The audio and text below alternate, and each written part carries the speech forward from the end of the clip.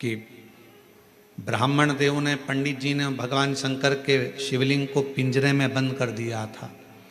पिंजरे की एक तान टूट गई, लोहे की शिवलिंग पर जाकर लग गई। शिवलिंग में से खून बहना प्रारंभ हो गया, रक्त बहना प्रारंभ हो गया। कड़ा पाया, उसने देखा मेरे शंकर भगवान का नेत्र लग गया, नेत्र में ये लोहे की तान लग गई, आंख फूट गई। हाथ लगाया, खून नहीं रुका, कपड़ा लगाया, रक्त नहीं रुका। तब उसने अपनी त्रिशूल से आंख निकाल ली और वही शिवजी के शिवलिंग पर लगा दी, वही। और भगवान शंकर उसी समय प्रकट हो गए। ना मैं तुझे जानता हूं, ना तू मुझे जानता है, केवल तेरी भक्ति। और इतनी विचित्र। कड़प से पूछा तुझे मांग क्या चाहिए?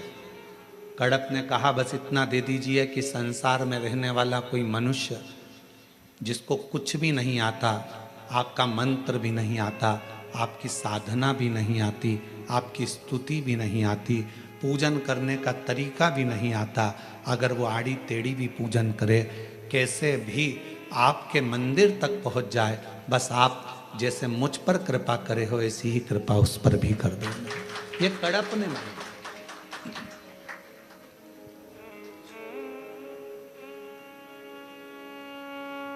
मेरे शंकर भगवान तुम्हारी स्तुतियों से, मेरे शंकर भगवान तुम्हारे बहुत बहुत सारा कि 100 लोटे जल चढ़ाओगे तो शंकर जी प्रसन्न होंगे, 1.25 लाख बेलपत्र चढ़ाओगे तो शिव जी प्रसन्न होंगे। भगवान शंकर के लिए कड़क व्रत करोगे, कुछ भी खाओगे पियोगे नहीं तो शंकर भगवान प्रसन्न होंगे, या अपना घर छोड़ दोगे तो शंकर भगवान प्रसन्न होंगे, या भगवान शंकर को शहद चढ़ाओगे या शंकर भगवान को रस चढ़ाओगे, ये चढ़ाओगे तो शंकर भगवान प्रसन्न होंगे। नहीं रे भाई, शंकर जी को प्रसन्न करने के लिए एक तो दिखावा मत करना, आडंबर मत करना। भगवान शंकर को प्रसन्न करने के लिए कहीं से कर्जा मत करना।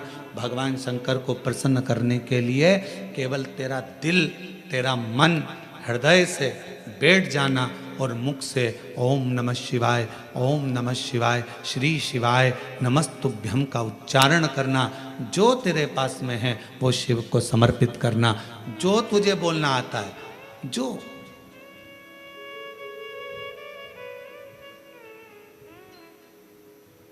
छोटा सा बच्चा तोतला बोलता है, माँ को अच्छा लगता है कि नहीं लगता है? बोलो, जम के बोलो, लगता है। छोटा सा बच्चा किसी से भी अगर तोतरी भाषा में बोलेगा सबको अच्छा लगेगा। तोतरा बच्चा, छोटा बच्चा गाली भी दे देगा तो सबको अच्छा लगेगा। वही बच्चा बड़ा हो जाए, बड़ा होने के बाद गाली बक दे तो लड़ाई हो जाए। तोतरा है, माँ बाप स्वीकार करेंगे, लोग स्वीकार करेंगे। छोटा है, सब स्वीकार करेंगे। शिव जी की कथा कहती है कि भगवान शंकर को रिझाने के लिए आपकी तोतरी भाषा से, आपके निर्मल मन की भाषा से, आपके हृदय की भाषा से आप शिव जी को जैसे रिझाना चाहोगे, शंकर भगवान जल्दी प्रसन्न होंगे। और अगर आप आडंबर से, दिखावे से, छल से परमात्मा को पाने का प्रयास करोगे तो शिव कभी प्राप्त नहीं होगा। उसको पाने का तरीका ही सहजता है। निर्मल मन सो मोहि पावा, मोहि छल छिद्र कपट ना बावा। भगवान को पाने का सबसे सुंदर तरीका है कि बस हृदय से उसको पुकार।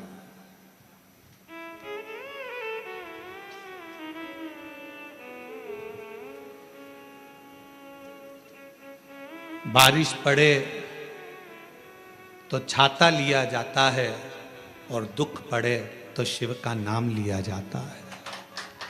केवल जब दुख आए, तकलीफ आए, कष्ट आए, परेशानी आए, थोड़ा सा भी जीवन में अगर लग रहा है कि हमारी कष्ट की जिंदगी चल रही है, हमारे परेशानी का जीवन चल रहा है, उस समय पर शिव नाम लेना प्रारंभ कर दो। श्री शिवाय नमस्तुभ्यम कहना प्रारंभ कर दो। धीरे धीरे उसका नाम उच्चारण करना प्रारंभ कर दो। घर के दरवाजे पर श्री शिवाय नमस्तुभ्यम लिख दो। गाड़ी पर, बंगले पर, दुकान पर, जायदाद पर उसका नाम लिख दो कि अब हमारे बस का नहीं है, लोग हमको तकलीफ दे रहे हैं, कष्ट दे रहे हैं, अब दुनिया हमारे से नफरत कर रही है, पर मेरे बाबा तू मुझे निभा लेना। पूरी जमीन, जायदाद, मकान, गाड़ी, खुद सब कर श्री शिवाय नमस्तुभ्यम लिख दो, उसके सुप्रत कर दो। एक बहन ने एक पत्र लिखा था कल कि रुद्राक्ष क्यों पहना जाता है, तुलसी की माला क्यों पहनी जाती है। रुद्राक्ष पहनने का कारण क्या है, तुलसी की माला पहनने का कारण क्या है, क्यों रुद्राक्ष पहना जाए, क्यों तुलसी की माला पहनी जाए, उसका कारण क्या है। हम आपसे पूछते हैं, सब बोलना। एक कटोरी में शक्कर ले लो, ठीक है, उसमें तुलसी का थोड़ा सा दल डाल दो, क्या बन गया, जम के बोलो, प्रसाद बन गया। भोजन है, भोजन की थाली में जब तक तुलसी का दल नहीं डाला तब तक वो प्रसाद नहीं हुआ। तुलसी का एक पत्ता, थोड़ा सा दल भोजन की थाली में डल गया, क्या बन गया, प्रसाद। इतना बड़ा भगोना भरकर नुक्ति बनी है, सेव बना है, प्रसाद बना है, उसमें थोड़ा सा तुलसी का दल डाल दो, क्या बन गया, प्रसाद। अब शिव का प्रसाद कैसे बनता है, तो कहा भगवान के प्रसाद में जो सामग्री हो उसमें बेलपत्री डाल दीजिए, रुद्राक्ष का भाग उसके अंतर्गत, अर्थात भगवान शंकर स्वयं माँ महागौरी से कहते हैं, हे महागौरी, हे गौरी, हे महागौरी। जैसे तुलसी भोजन में डालने पर प्रसाद बन जाती है, उसी तरह संसार का मनुष्य जब किसी रुद्राक्ष को अपने गले में धारण करता है तो वो मेरे लिए प्रसाद बन जाता है, मेरा अपना बन जाता है, उसको मैं स्वीकार कर लेता हूं, वो मेरा अपना है। अब प्रसाद को आप लोग नाली में फेंकते हो क्या, प्रसाद को आप गटर में फेंकते हो क्या, प्रसाद को आप कहीं गलत जगह डालते हो क्या, नहीं, क्योंकि वो प्रसाद बन गया। गले में अगर रुद्राक्ष की माला आ गई, एक रुद्राक्ष तुम्हारे गले में लाल धागे में पड़ा हुआ है, तुलसी की माला तुम्हारे गले में पड़ी हुई है, आप भगवान का प्रसाद हो। अगर चलते फिरते मौत का किसका ठिकाना, मृत्यु का किसको भरोसा, कब प्राण छूट जाए। अगर हमारे गले में रुद्राक्ष पड़ा है, तुलसी की माला पड़ी है और हमारे प्राण छूट भी गए तो हम वो प्रसाद हैं कि हमें नरक में नहीं पटका जाएगा, गलत जगह पर नहीं पटका जाएगा, हमको श्रेष्ठ जगह पर रखा जाएगा। प्रसाद को नाली में नहीं डालते, प्रसाद को गटर में नहीं डालते, रुद्राक्ष पहनने वाला, तुलसी की माला धारण करने वाले को गलत जगह पर नहीं भेजा जाता, गलत जगह पर। आप गले में अगर रुद्राक्ष धारण करते हो तो शिव का प्रसाद हो। और जितने शिव भक्त इस ऑनलाइन शिव महापुराण की कथा को आस्था चैनल पर श्रवण कर रहे हैं, फेसबुक यूट्यूब पर सुन रहे हैं और सोशल मीडिया पर इस कथा को अगर श्रवण कर रहे हैं, तो उनसे कहूँगा अपने गले में एक रुद्राक्ष अवश्य डालो। तुलसी की माला भी अगर है तो भी एक रुद्राक्ष जरूर डालो। क्यों?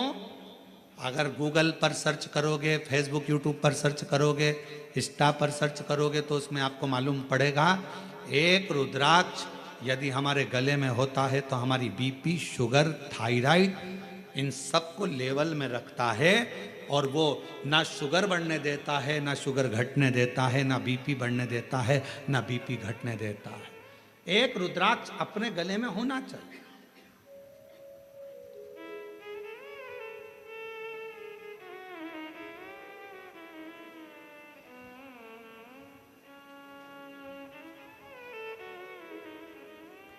एक शिवा भगत की एक कथा आती है। मालती का एक पुत्र था शिवा, उसको लोग शिव कहते थे। क्यों? क्योंकि मालती के घर में कमाने वाला कोई नहीं था, ससुर के प्राण छूट गए थे, पति शरीर से विकलांग था और मालती मेहनत करती, परिश्रम करती। घर में एक बेटे का जन्म हुआ जिसका नाम शिव के ऊपर शिवा रखा।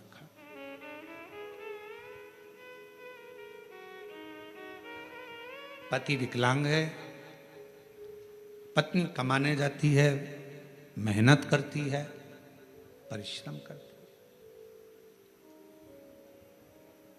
एक अगर घर में तकलीफ है, घर में कष्ट है, परेशानी है, कलिकाल का समय है, कलयुग का समय है, शास्त्र कहता है कि इस कलिकाल में धर्म पत्नी को पति के कदम से कदम मिलाकर साथ देना चाहिए, मेहनत में, परिश्रम में आगे रहना चाहिए।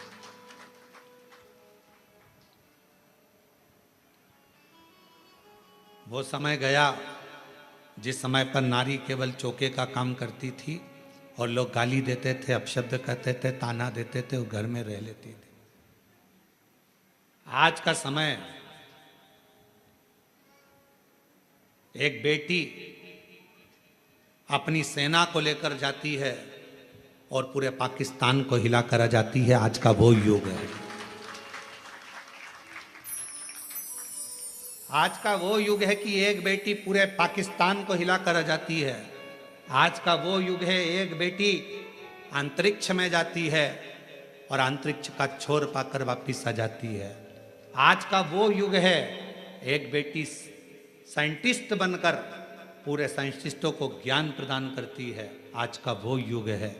आज की बेटी collector, SP, IG, DIG, commissioner और बड़े बड़े अधिकारी और मंत्री के पद पर बैठती है। आज का वो युग है। वो गया समय, एक कलिकाल का समय, कलयुग का समय। और ये किसने दिया? कोई तुमसे पूछे कि एक स्त्री को आगे करने का अधिकार किसने दिया, तो तुम कह देना भगवान शंकर ने दिया। कहां? तारकासुर जैसा असुर सामने था, विदल उत्पल नाम के असुर सामने थे, महिषासुर सामने था। और उस महिषासुर को मारने के लिए संपूर्ण जगत के देवता, 33 कोटि देवता सामने खड़े हुए थे, पर महिषासुर नहीं मरा। आखिरी में विदल उत्पल को मारने के लिए भी मां जगत जननी जगदम्बा को आगे करा गया और महिषासुर को मारने के लिए भी जगदम्बा को आगे करा गया। शंकर भगवान ने कितना सुंदर शब्द किया। पार्वती जी कहती हैं मैं आगे बढ़ूं, शंकर जी कहते हैं एक स्त्री पुरुष से ज्यादा बल रखती है, क्यों चिंता करती हो? एक लाइन आती है, तेरे भक्त जनों पर माता बीड़ पड़ी है भारी, दानव दल पर टूट पड़ो मां करके सिंह सवारी, सो सिंहों से बलशाली, अष्ट भुजाओं वाली, दुखियों के दुख लेने वाली, ओ मैया हम सब उतारे तेरी आरती। कितने सिंह? जम के बोलो जरा, फिर से लाइन बोलो, सो सिंहों से बलशाली, अष्ट भुजाओं वाली, दुखियों के दुख लेने वाली। 100 सिंहों से तू बलशाली है जगत जननी, 100 सिंहों से। आप जरा विचार करिएगा, किसी व्यक्ति को अगर संबोधित किया जाता है ये तो शेर है, मतलब वन ओनली एक, और बहू को सम्मानित किया जाता है 100 पे भारी है। बोलो सही है कि गलत है? एक व्यक्ति को संबोधित किया जाता है वन ओनली, शेर है, और अगर स्त्री को संबोधित किया जाता है तो कभी कभी सास भी कह देती है मेरी बहू तो 100 पे भारी। किसकी सुने? 100 पर भारी। इतनी बोलती है, इतना बोलती है कि 100 लोग बोले इतना बोलती है, इतना तेज है, इतनी तेज पूरा मार्केट करके गाड़ी उठाए भुड़ भुड़ करके जाए पूरा मार्केट करके 100 पर भारी। बोलो बोलो सत्य है कि गलत है? संबोधन अब किसी व्यक्ति के लिए ये तो शेर है, शेर ओनली वन, और वो 100 पूरी 100 भारी है। 100 सिंहों से बलशाली अष्टभुजाओं वाली दुखियों के दुखड़े ओ मैया हम सब उतारे तेरी आरती। अब 100 सिंहों के बराबर उसमें बल है। शंकर भगवान आज के युग में, कलयुग में अगर स्त्रियां नारियां आगे आकर कार्य कर रही हैं, स्त्रियां आगे बढ़ी हैं, तो इसमें सबसे बड़ा योगदान, सबसे बड़ी कृपा मेरे देवादिदेव महादेव की है, जिन्होंने पार्वती जी को आगे करा, मां जगदम्बा को आगे करा। तू असुरों को मार सकती है, तो भद्रकाली बन सकती है, तो कुष्मांडा बन सकती है, तो स्कंदा बन सकती है, और एक समय ऐसा आए तो तू अन्नपूर्णा भी बन सकती है। याद करिए जब पूरा विश्व भूख से बिलख रहा था, पूरा विश्व, अकाल पड़ गया पूरी सृष्टि में, तड़पने लगे लोग, पक्षी मरने लगे, पशु मरने लगे, मानव मरने लगे, कुछ नहीं बचा। शिव अखंड समाधि में डूबे हुए थे और शंकर भगवान अखंड समाधि में थे। देवता आए शिव जी से प्रार्थना करने के लिए, शिव जी उठते नहीं। ब्रह्मा जी आए, शिव जी उठते नहीं। इंद्र आए, शिव जी उठते नहीं।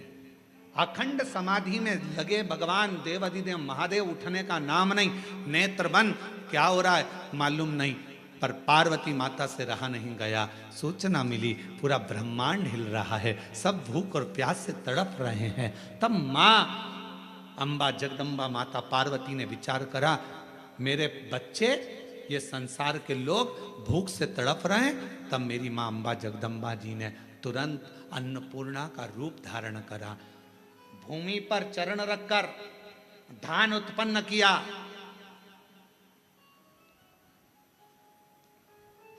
धान उत्पन्न किया और चरण रखकर धान लेकर मेरी माँ थोड़ा सा अन्न का भाग लेकर, जो मेरी अन्नपूर्णा माता ने जीवों का भरण पोषण करना प्रारंभ करा, तो माता जी को अन्नपूर्ण सदा पूर्ण शंकर प्राण वल्लभ है।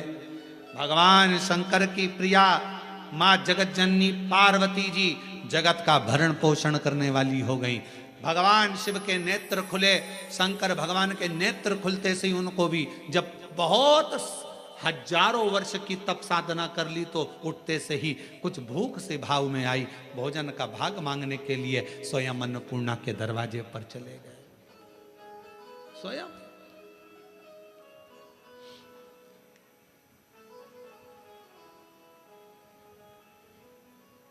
जब जगत पूरे विश्व में हाहाकार मचती है, तो वो अन्नपूर्णा बन जाती है। अगर नारी को अगर शक्ति दी है तो किसने दी? शिव ने। शंकर भगवान की सारे चरित्रों को उठाकर देखिएगा, केवल देवादिदेव महादेव अपना अर्ध नारीश्वर स्वरूप का दर्शन कराते हैं। आधा शिव, आधा पार्वती। पार्वती तू मेरी शक्ति है, शक्ति ही शिव है और शिव ही शक्ति है, दोनों। अब उसको समझने वाला समझे, ना समझने वाला ना। मालती बेटे का नाम शिवा रख दिया। पति पांवों से विकलांग था, करता कुछ नहीं था, अकेली मेहनत करने जाती है, परिश्रम कर। अब दुनिया की रीति है, जब एक नारी पुरुष की तरह आगे बढ़कर काम करती है और आगे बढ़ने का प्रयास करती है तो दुनिया के लोग ताना देने का प्रयास करते हैं। उसका विल पावर कमजोर कैसा करा जाए, उसको तोड़ा कैसे जाए, उसको झुकाया कैसे जाए, उसको अंदर से तोड़ने का प्रयास करते हैं। पर जितनी भी मेरी बेटियां इस कथा को सुन रही हैं, जितनी मेरी जीजियां इस कथा को सुन रही हैं, जितनी मेरी माताएं इस कथा को श्रवण कर रही हैं, दुनिया का कोई व्यक्ति तुम्हें कितना भी ताना दे दे, कितनी भी गाली दे दे, तुम्हारे ऊपर कितना भी अपशब्द कह दे, तो भी अंदर से टूटना मती, दमदारी से चलते रहना, आगे बढ़ते रहना। तुम्हारा कर्म तुम्हारा जवाब देगा, तुम्हारा कर्म तुम्हारा जवाब देगा। तुम तो बढ़ते चलो, हाथी की अलमस्तता में आगे बढ़िए, कुत्ते पीछे चिल्लाते रहेंगे। कुत्तों की वो औकात नहीं होती जो सामने आकर भोग दें, कुत्ता हमेशा पीछे ही भोगता है। तुम अपनी अलमस्ती में चलो मेरी बहनों, तुम अपनी अलमस्ती में चलिए मेरी जीजियों, अपनी लगनता, अपनी कर्मता। मैं मेहनत करूंगी, पढ़ाई करूंगी, परिश्रम करूंगी, मैं आगे बढ़ूंगी। लोग ताना देंगे, अपशब्द कहेंगे, गालियां देंगे, आपके बारे में आड़ा टेढ़ा विचार रखेंगे, पर आप एक हाथी की तरह बढ़ते चले जाना, क्योंकि कुत्ता पीछे ही भौंकता है, हाथी के सामने नहीं आ पाता। कुत्ते का काम है पीछे भौंकना, वो हाथी के सामने नहीं आ पाता, क्योंकि कुत्ते को भी मालूम है कि हाथी के पांव में वजन है, सामने आऊंगा तो दुमस देगा, इसलिए कुत्ता केवल पीछे ही भौंकता है, उसकी वहीं तक सामर्थ्यता है।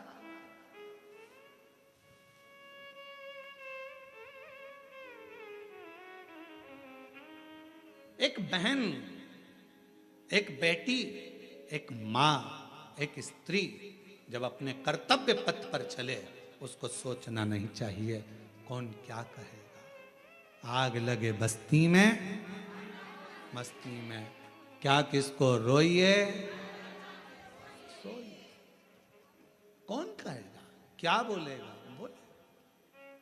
हम तो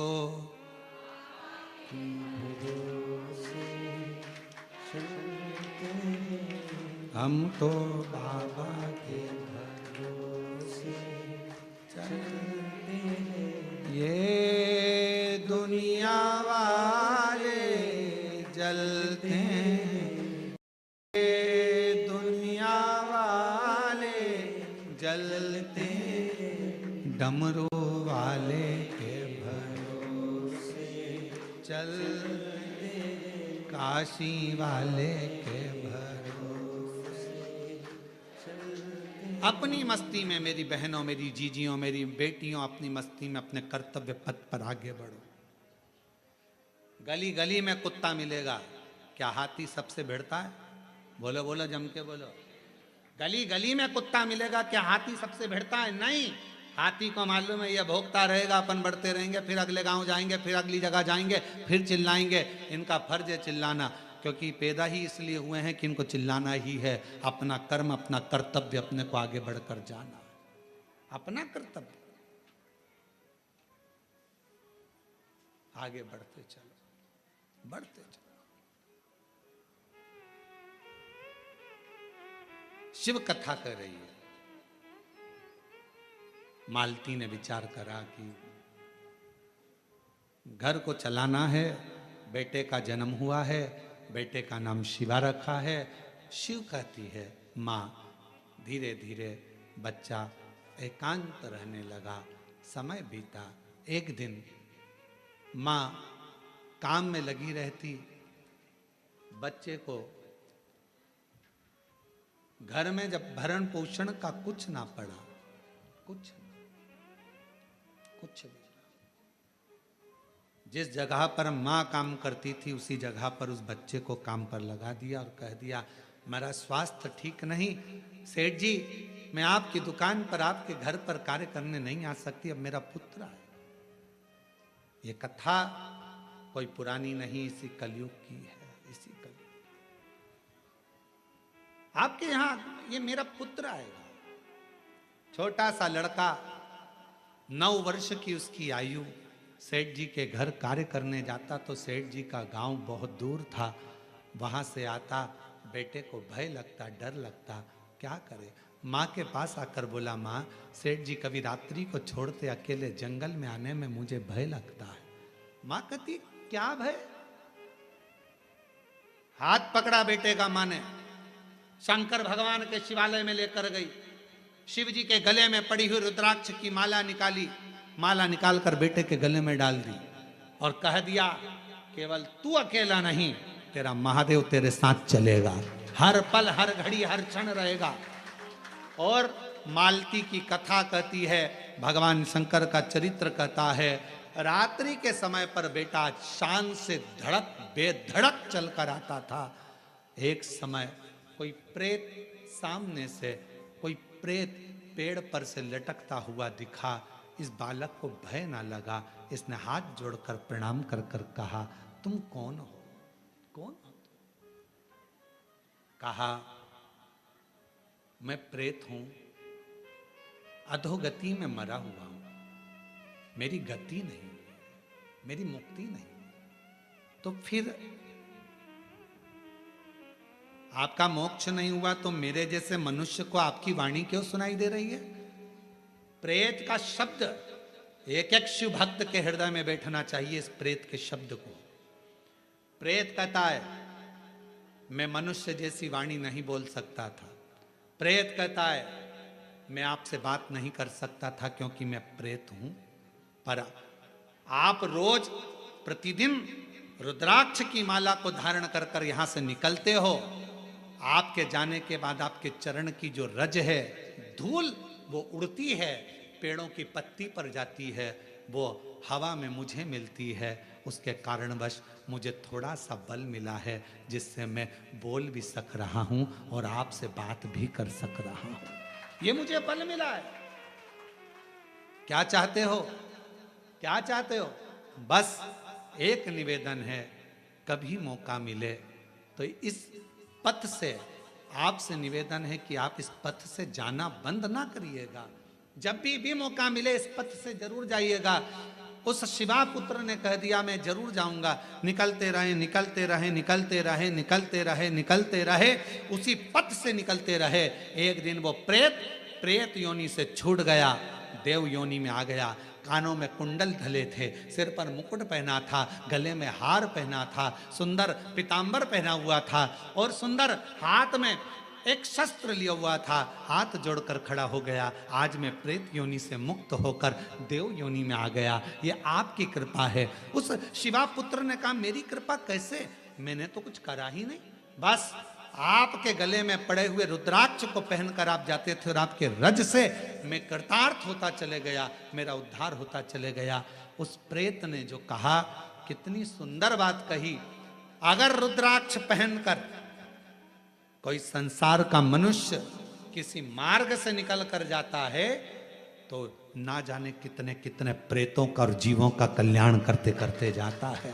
सांसारिक मनुष्य की तो बात ही दूसरी है। और शंभु शरण मांगो दुख काटो दया,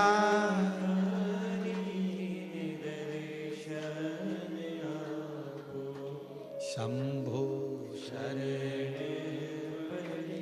मांगू घड़ी रे दुख काटो दया करीने दर्शन आपो। एक प्रेत की भी गति रुद्राक्ष धारण करने वाले जीव से हो जाती है। माताएं कहती हैं कि रुद्राक्ष पहनना चाहिए, क्यों नहीं? हम तुलसी की माला पहने कि रुद्राक्ष पहने, दोनों पहनो, कोई दोष तो नहीं लगेगा। कहां लिखा कि तुलसी पहनने वाले को रुद्राक्ष नहीं पहनना चाहिए, रुद्राक्ष पहनने वाले को तुलसी नहीं पहनना चाहिए? जब भगवान राम भगवान शंकर जी की आराधना करते हैं और शंकर जी भगवान राम की आराधना करते हैं तो दोनों के लिए समता है। किसी के लिए ना तुलसी से बैर ना रुद्राक्ष से बैर, दोनों धारण कर सकते। गले में एक रुद्राक्ष का मन का आपके जीवन में ना जाने कितनी व्याधियों से, कितने दुखों से तुमको निकाल देता है, कितने दुखों से। एक पत्र है, देखिए।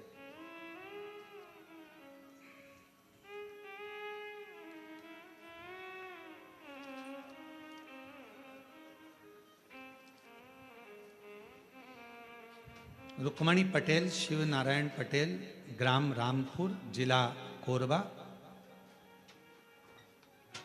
रामपुर करतला, छत्तीसगढ़ से हैं। 12 वर्ष तक मेरे यहाँ संतान का सुख नहीं हुआ। हमने मेडिकल टेस्ट कराया, टेस्ट बेबी करवाया, सब कुछ करवाया, पर संतान का सुख नहीं हुआ। तब किसी ने कहा कि सफेद आंकड़े की जड़ का प्रयोग करो और भगवान शंकर का पशुपति व्रत करो, टीवी पर कथा आती है वो सुनो। हमने सब कुछ किया। फिर बाद में जब संतान का सुख नहीं आया तो फिर वापस व्रत किया और कोकड़ी में आपकी कथा थी वो श्रवण करी। बाबा की ऐसी कृपा हुई गुरुदेव, मेरे बाबा ने 12 साल के बाद मुझे संतान दी। मैं बाबा को प्रणाम करती हूँ।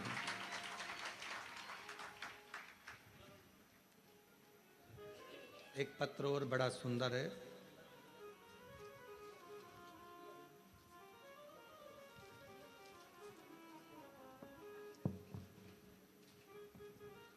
एक रुद्राक्ष के जल की क्या महत्वता है इस पत्र में देखिए। मेरा नाम श्रीमती रितु डिक्सेना, ग्राम हरदी बाजार में रहती हूँ। हरदी बाजार की पुत्रवधू हूँ। बाबा, शादी के 12 वर्ष के बाद 2023 में मेरे गर्भ में मुझे तकलीफ हुई। पहले डॉक्टरों को दिखाया तो बच्चेदानी में छाले बता दिए। फिर डॉक्टर को दिखाया तो गर्भाशय में बच्चेदानी में 7 गठाने हो गए। घबरा गए। डॉक्टर ने कहा ये गठानों की जांच होगी, मालूम पड़ेगा कि कौन सी बीमारी है। हम लोग घबरा गए। तब किसी ने कहा कि सीहोर जाकर अगर वहां का रुद्राक्ष लाया जाए, और सीहोर गए। वहां से आकर गुरुजी हमने पशुपति व्रत भी किया। रुद्राक्ष को पानी में गलाकर उसका जल पीना प्रारंभ करा। और फिर 29/5/2025 में हम बिलासपुर में फिर चेकअप कराने के लिए गए। बाबा ने ऐसी कृपा कर दी, कोई ऑपरेशन करने की जरूरत नहीं पड़ी। और बाबा की कृपा से मेरी पूरी रिपोर्टें नॉर्मल आ गई, जिन रिपोर्टों को मैं अपनी फाइल में भी लगाकर लाई हूं कि मेरी सारी रिपोर्ट बाबा ने नॉर्मल कर दी। शिव शिव है, शंकर शंकर है, शिव शिव है। एक रुद्राक्ष यदि गले में पड़ा हुआ है, एक रुद्राक्ष यदि हम उसका जल पी रहे हैं, एक रुद्राक्ष हमारे घर में हम रख रहे हैं, उसका जल पी रहे हैं, या हमारे गले में धारण कर कर रख रहे हैं, उसका फल आ जाए हमको मिलता जरूर है।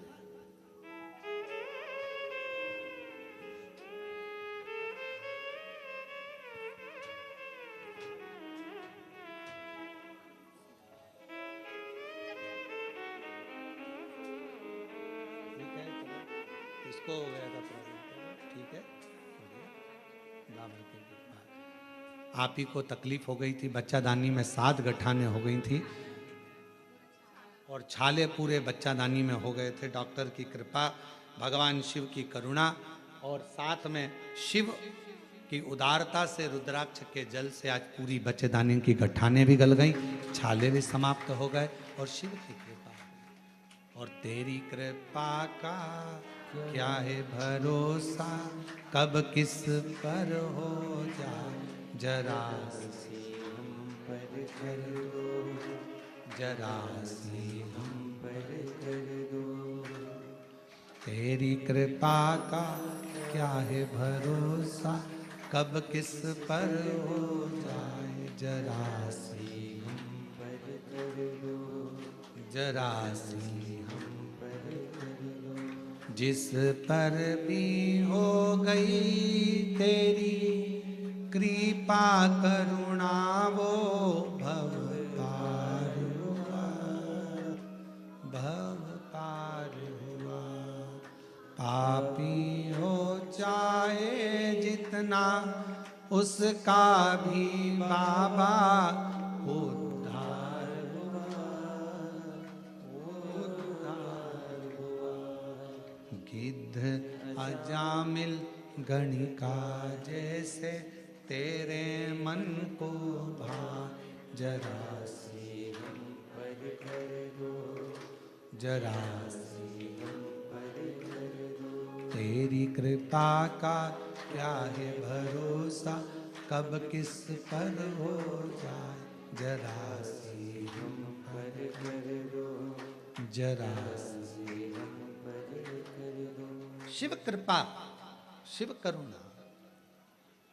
एक छोटा सा रुद्राक्ष गले में पड़ा रहने, डले रहे, कितनी कितनी तकलीफों से, कितने कितने दुखों से, कितने कितने कष्ट से वो रुद्राक्ष आपको निकाल देता, कितने कष्टों से।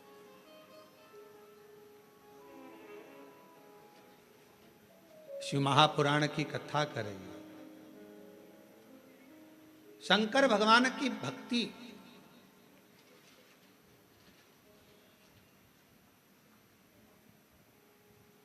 किसी का भला करने में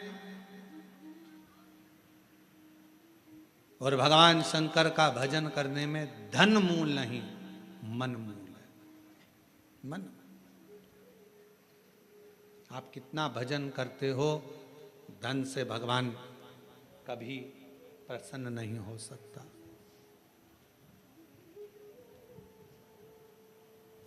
धन से भगवान कभी प्रसन्न नहीं, आडंबर से भगवान कभी प्रसन्न नहीं हो सकता।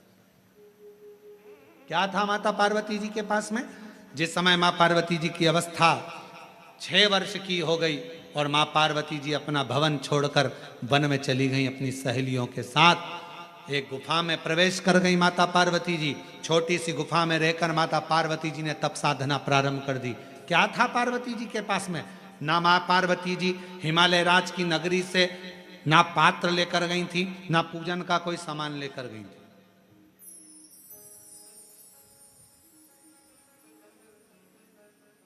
कोई वस्तु माता पार्वती जी लेकर नहीं गई। अपने पिता के घर से गई तो खाली हाथ गई। अपनी सहेलियों के साथ, सखियों के साथ गुफा में बैठकर भगवान का तप करने बैठ गई। जब पार्वती जी ने देखा कि मैंने हजारों समय निकाल दिया, वर्ष निकाल दिया, शिव जी प्रसन्न नहीं होते, शंकर भगवान सामने आते ही नहीं। और आपको पहले भी कथा में कहा, तप से भगवान को प्रसन्न करना कोई साधु, कोई सन्यासी, कोई तपस्वी, कोई साधक, कोई उपासक तप से भगवान को प्रसन्न कर सकता है। योग से, साधना से भगवान को कोई तपस्वी साधक प्रसन्न कर सकता है। आप और हम तो कलयुग में रहने वाले हैं। आप तप करते हो क्या? आप करते हो तो बात दूसरी, हमसे तो नहीं बन पाता। हमसे तो केवल एक ही काम बनता है, सारी समस्या का हल जब। तब हमसे भी नहीं बनता। कोई हमसे कहे तुम साधना में बैठते हो, नहीं साहब, हम तो एक ही काम करते हैं। जय सुबह से लेकर शाम तक जितना समय मिलता है, श्री शिवा नमस्तु, श्री शिवाय नमस्तु। फिर कोई पूछे आपने क्या खाना छोड़ दिया, आप क्या फलाहार करते हो, तो हम जहाँ रुके हुए हैं वहाँ आकर हमारी जीजियों से पूछना, जो प्रसाद बनाती हैं उनसे पूछना क्या व्रत रखते हैं? नहीं, भोजन करते 2 रोटी सुबह, शाम को 1.5 रोटी, इससे ज़्यादा नहीं। भजन का बल, स्मरण, अपनी भक्ति। और छत्तीसगढ़ आते हैं तो चावल जरूर खाते हैं, वो जरूर पाते हैं। बाकी की जगह पर अगर कथा करने जाते हैं तो अपना सुबह का 2 रोटी है, शाम की 1.5 रोटी है, चावल प्रसाद भी नहीं लेते। कोई बाजार का तुम्हारा मीठा मीठा कुछ आप पूछिएगा जो प्रसाद बनाते हैं, कोई मीठा मीठा बाजार का नहीं, कोई चीज़ें नहीं, केवल साधारण भोजन, बाबा का भजन और आनंद। इससे ज़्यादा क्या करना? भक्ति करो, भजन करो, स्मरण करो, कीर्तन करो, मंत्र जाप करो, श्री शिवाय नमस्तुभ्यम जपते। जपो, जितना भजन कर सकते हो उतना करो, जितना मंत्र जाप कर सकते हो उतना।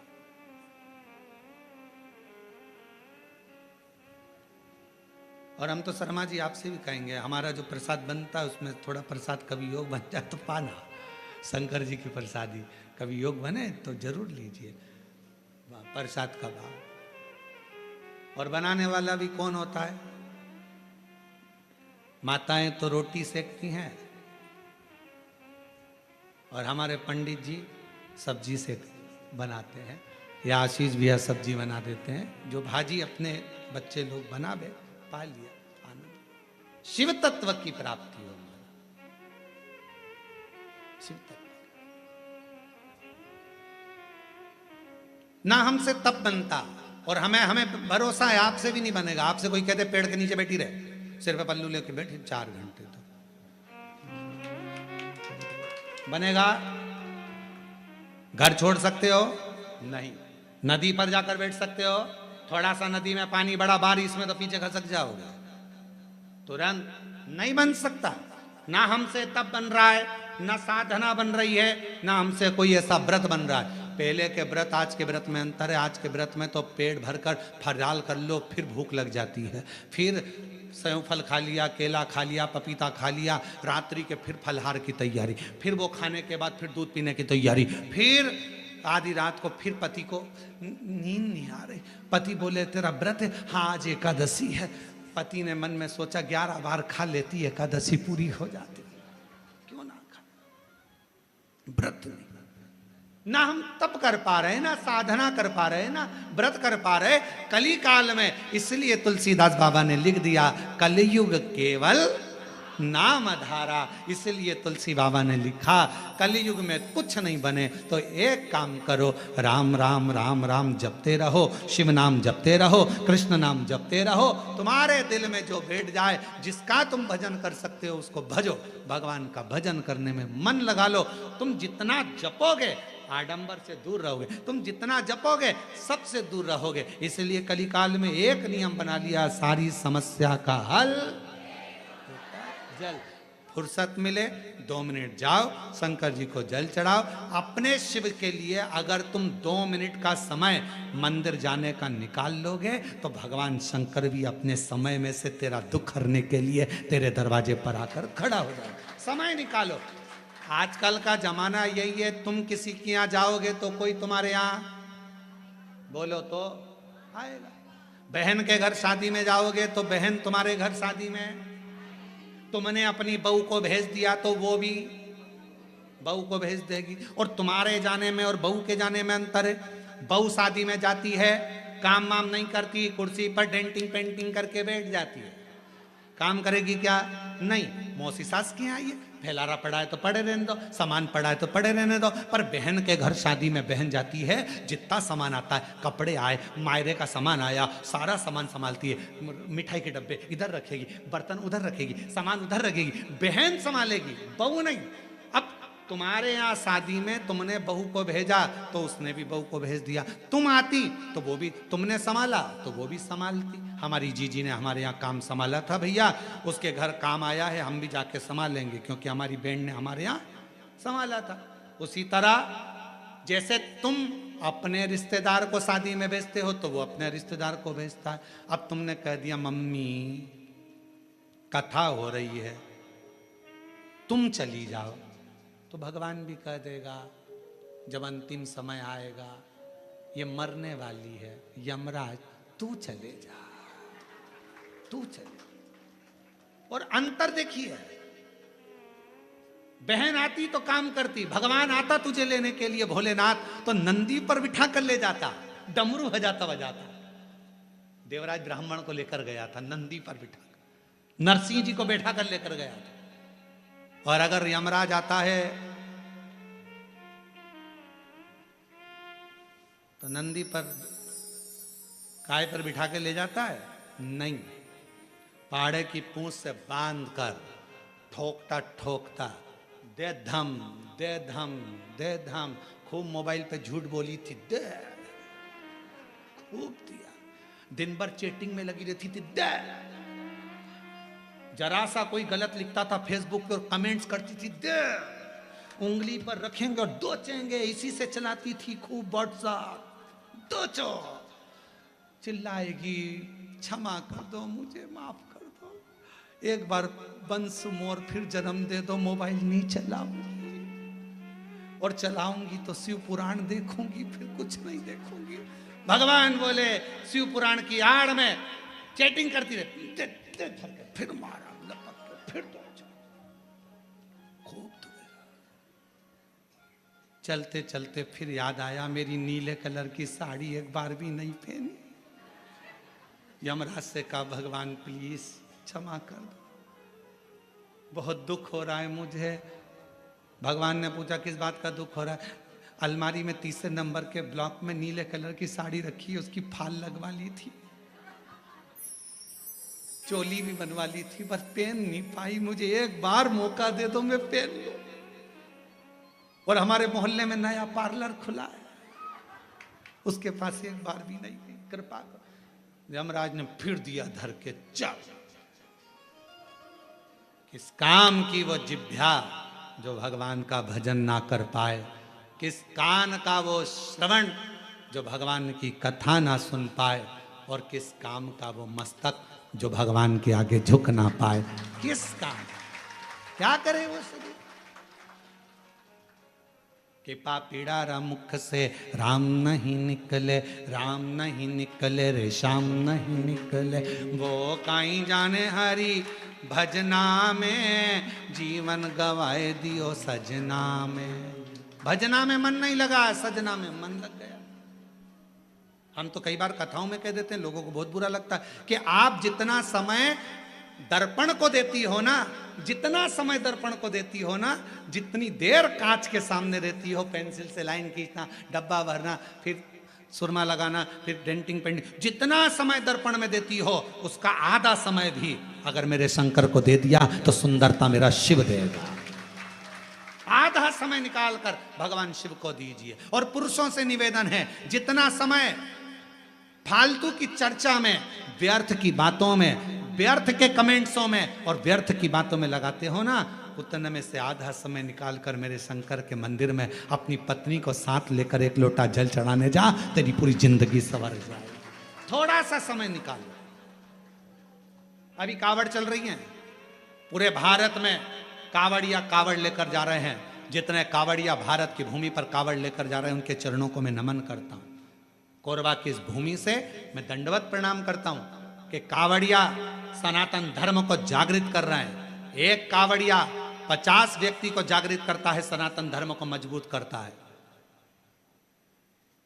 मैं उनको प्रणाम करता हूं, जो नवयुग बेटा बेटी, नवयुवक बेटा बेटी, माताएं बुजुर्ग सब अपने अपने भाव से भगवान की कावड़ लेकर जा रहे हैं। और जो कावड़ियाओं की सेवा में लगे हैं, कावड़ियाओं की सेवा में जितनी बड़ी बड़ी संस्थाएं सेवा में लगी हुई है, आप कभी बाबा धाम जाकर देखो।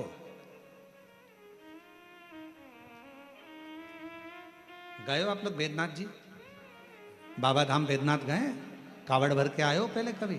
आप लोगों ने देखा होगा, बाबा बैद्यनाथ जी के यहाँ सुल्तानगंज से कावड़ भरकर बाबा की जो कावड़ बैद्यनाथ जी पर जाती है, बाबा धाम जाती है बैद्यनाथ जी के यहाँ, पूरे रास्ते में लोग बड़े बड़े लंगर, बड़े बड़े टेंट दूसरी दूसरी जगह से आकर, खूब शहर के वासी, पूरी बिहार के लोग, पूरा उत्तर प्रदेश का लोग, वहाँ पर पूरा झारखंड का लोग पूरी तैयारी रखते हैं और बड़े बड़े कैंप लगाकर सबकी सेवा करते हैं। उनको धन्यवाद देता हूँ, उनको प्रणाम करता हूँ। साधु, आप जाओ हरिद्वार, आप जाओ उत्तर प्रदेश, काशी, बड़े बड़े संस्थाएं, बड़े बड़े सेवादार, बड़े बड़े अपने आनंद में। आप सीहोर जाकर देखिए, सीहोर में भी बहुत संस्थाओं ने अपनी अपनी सेवाओं के क्रम चालू रखे हैं। करा रहे लोगों का मुख झूठा, किसी को पानी पिलाना, किसी को चाय पिलाना, किसी को नाश्ता कराना, अपने आनंद के साथ कर रहे हैं, भगवान की भक्ति के साथ। देखो, और कुछ लोग संसार में ऐसे भी पैदा हुए हैं जो कावड़ भरने के लिए जा रहे हैं। तो क्यों जा रहे हैं, क्यों टाइम बर्बाद कर रहे हो, क्यों कर रहे हो, क्यों लंगर चला रहे हो, क्यों भंडारा कर रहे हो, उसमें भी तकलीफ उनको हो रही। क्यों? क्योंकि ये सनातन धर्म को कभी मजबूत होता नहीं देख सकते, कभी। इन्होंने जिंदगी भर केवल एक ही कसम खाई है कि हम सनातन को नीचे ले जाएंगे, ऊंचा नहीं। सनातन को ऊंचा ले जाने का प्रयास करो। इस भारत की भूमि को फिर विश्व गुरु बनाने का प्रयास करो। इस भारत की भूमि को फिर श्रेष्ठ बनाने का प्रयास, अग्रता रखिए, साधुता है। और भारत की भूमि पर ऐसे ऐसे मुख्यमंत्री हुए हैं जो कावड़ियाओं पे फूल की वर्षा कर रहे हैं। साधुता है इनको, बहुत बहुत साधुता। शिव तत्व को पहचान। भगवान को पाने के लिए धन की जरूरत नहीं, मन की जरूरत है, संपदा की जरूरत नहीं है। आपका मन जितना प्रबल होगा, शिव उतना ही जल्दी। मेरे शंकर भगवान को राजी करने के लिए मां जगत जननी जगदम्बा एक गुफा के अंदर प्रवेश कर गई। माता के पास में कुछ भी नहीं, पिता के पास से कुछ भी लेकर नहीं, कुछ भी नहीं, कोई वस्तु नहीं, कोई सामग्री नहीं, खा लिया।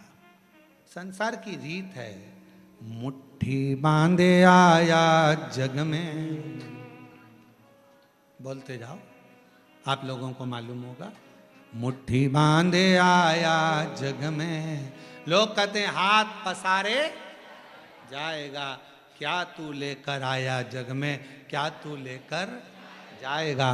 परशु महापुराण की कथा कहती है, मुट्ठी बांधे आया जग में, हाथ पसारे जाएगा, पर क्या लेकर आया इसका तो नहीं मालूम। पर इतना जरूर है, जो पुण्य तूने करा, जो सत्कर्म तूने करा, जो तूने भूखे को भोजन, प्यासे को पानी पिलाया, वो तेरे साथ जरूर जाएगा।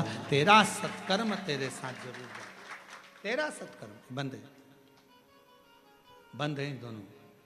तेरा सत्कर्म तेरे साथ जाएगा, तो अच्छा कर्म कर। और जितने अच्छे कर्म से, जितने अच्छे कर्म के अनुसार, जितने कर्म के अनुकूल तू अच्छा कर्म करेगा, उसके अनुकूल तेरे को फल जरूर मिलेगा। फिर निवेदन, मत बुरे कर्म कर बंदे, वरना पछताएगा। भगवान की आंखों से तू बच नहीं पाएगा, तू बच नहीं पाएगा। अरे ओ अज्ञानी मत करना दानी, अरे ओ अज्ञानी मत करना दानी। तेरे कर्म का फल भी तू ही पाएगा, जैसा किया तूने तेरे आगे आएगा। मत बुरे कर्म कर बंदे, वरना पछताएगा। भगवान की आंखों से तू बच नहीं, हो गया, तू बच नहीं पाएगा। अरे ओ अज्ञानी मत करना, अपने कर्म का दंड अपने को भोगना। पर दुनिया को अपना कर्म दिखता कहाँ है।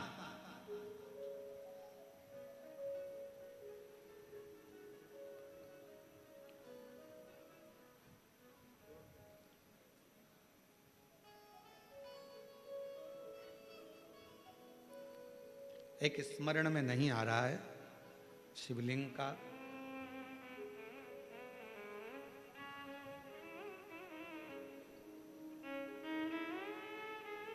ओमकारेश्वर में कौन कौन गया है ओमकारेश्वर? गए हो आप लोग? ओमकारेश्वर की, फिर बंद हो गए। ओमकारेश्वर की जब आप परिक्रमा करेंगे और ओमकारेश्वर की परिक्रमा करते समय जब आप ऊपर पहाड़ी की ओर बढ़ेंगे, ओमकारनाथ जी की पहाड़ी की ओर बढ़ेंगे,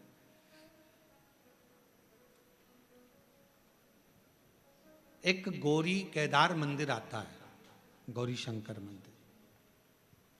एक गौरी केदार या गौरी शंकर मंदिर का स्मरण होगा तो कवि, बहुत प्राचीन मंदिर है, बहुत प्राचीन मंदिर, बहुत प्राचीन। जितने भी लोग ओमकारेश्वर जाएं तो वहाँ जरूर परिक्रमा मार्ग में ऊपर की ओर जाकर दर्शन करें। परिक्रमा मार्ग बहुत प्राचीन है, कई शताब्दियों पुराना, बहुत प्राचीन, बहुत प्राचीन। वहाँ एक शिवलिंग है, लगभग 5.5 से 6 फीट की हाइट का, काले पाषाण का है, बहुत बड़ा है, बहुत बड़ा।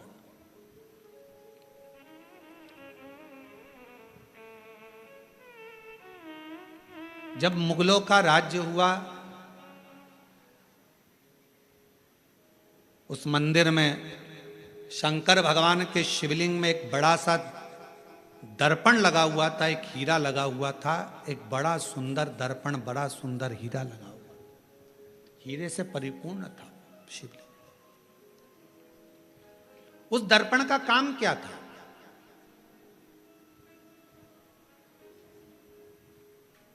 उस दर्पण का क्या काम था? उस दर्पण का केवल एक काम था, उस हीरे का एक काम था, जो उसके सामने आता था उसका पुराना जन्म और आने वाला जन्म, वो दर्पण, वो हीरा बता देता था कि अगले जन्म में क्या था, इसने क्या कर्म करा था, और इस जन्म में भोगने के बाद जो अगला जन्म पाएगा उसमें क्या करेगा। वो दर्पण जो शंकर भगवान के शिवलिंग पर जो हीरा लगा हुआ था वो बता देता था। अब उस समय पर जिन मुगलों का राज्य था वो उस मंदिर में गए और उस मंदिर में जाकर उन्होंने जैसे ही उस राजा को मालूम पड़ा, नवाब को मालूम पड़ा, उसने कहा जरा जाकर देखता हूं, देखूं जरा। और नवाब गया, राजा गया, उसने भगवान शंकर के शिवलिंग के सामने जो हीरा लगा था, दर्पण लगा था, उस हीरे को, उस दर्पण में अपना प्रतिबिंब देखा। उस दर्पण में, उस हीरे में उसने अपना प्रतिबिंब देखा। और जो उसने प्रतिबिंब देखा, प्रतिबिंब देखते ही उसने देखा मेरा पूर्व का जन्म इतना बुरा था और आने वाला जन्म मेरा उससे भी ज्यादा बुरा होगा।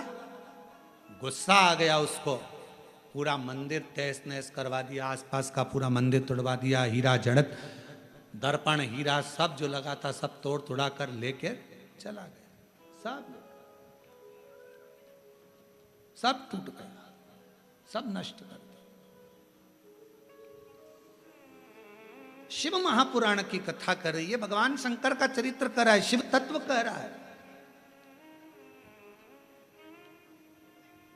अगर वो राजा चाहता तो शिव महापुराण की कथा में लिखा है, दुनिया के सामने आप कैसे भी रह लो पर तुम्हारे कर्म का दंड तो तुमको भोगना पड़ेगा।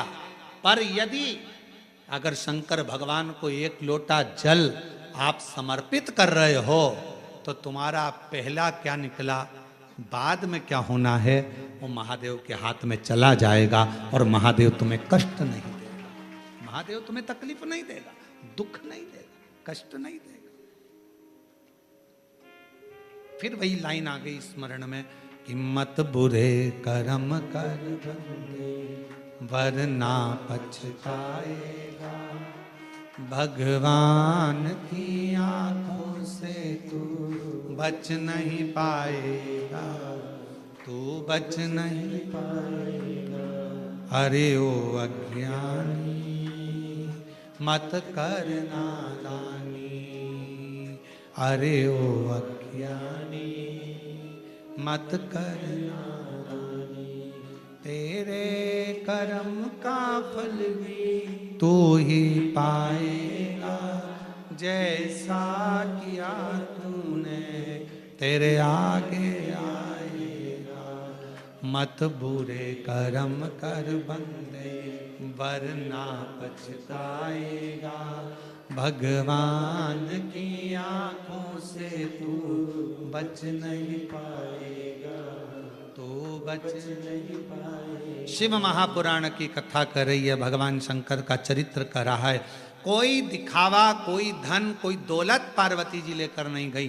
तप करने के लिए मां पार्वती जी बैठी, तब से शिव प्रकट नहीं हुए। साधना करने पार्वती जी बैठी, प्रकट नहीं हुए। सारा व्रत, सारा उपास, सारी साधना, सारा तप पार्वती जी ने कर लिया, शिव प्रकट नहीं हुए। तब सखी ने कहा, तब सखी बोली, सहेली ने कहा, पार्वती मैंने सुना है शंकर भगवान एक लोटे जल से प्रसन्न हो जाते हैं। मैंने सुना है शिवजी एक बूंद जल चढ़ जाए शिव प्रसन्न हो जाते हैं। थोड़ा सा जल चढ़ा, शंकर कृपा करे। और फिर निवेदन करूं सभी श्रोताओं से, सावन के महीने में कथा सुनने वाले सभी श्रोता भाई बहनों से फिर निवेदन करूं, भगवान शंकर की कथा शिव महापुराण की चरित्र कथा वर्णन कर रही है। कुछ ना बने तो शंकर के मंदिर में केवल कुछ भी ना हो तो केवल घर से एक लोटा जल भरकर जाना, शिव के मंदिर में प्रारंभ कर दो, मेरा देव अधिदेव महादेव करुणा करना प्रारंभ कर देगा, शंकर करुणा करना प्रारंभ कर देगा। जल चलो, सारी समस्या का हल हर हर बोल बम का नारा है, सारी समस्या का हल श्री शिवाय। केवल जल चढ़ाना प्रारंभ, और कुछ भी नहीं। शिव स्वीकार करेगा, भगवान शंकर स्वीकार।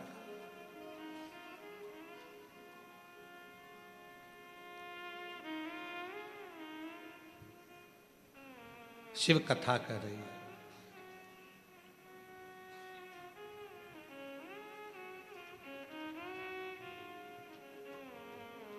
एक गुरु में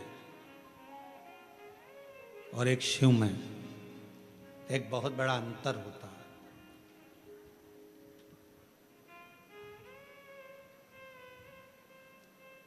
कभी कभी जैसे माता पार्वती जी को उनकी सहेली गुरु बन गई,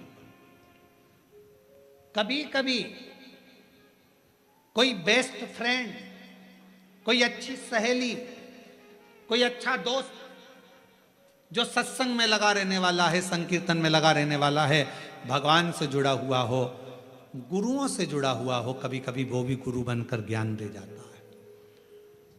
पार्वती जी की सहेली ने पार्वती जी को ज्ञान यही भाव से दिया। जल चढ़ा, पार्वती जी ने बालू रेत का शिवलिंग बना लिया, वहीं की मिट्टी उठाकर और सहेली के कहने पर जल चढ़ाना प्रारंभ करा। और जो जल चढ़ाना प्रारंभ करा, भूखी प्यासी रहकर बेलपत्र समर्पित कर कर जो पार्वती जी ने तप साधना करना प्रारंभ करी, जल चढ़ाना, शिव के पार्थिव लिंग का पूजन करना। और शिव महापुराण में वर्णन है, लिंग पुराण में वर्णन है, स्कंद पुराण में वर्णन है, कुर्म पुराण में वर्णन है कि पार्थिव लिंग का पूजन करने वाला व्यक्ति जिंदगी में सारे सुख पा लेता है।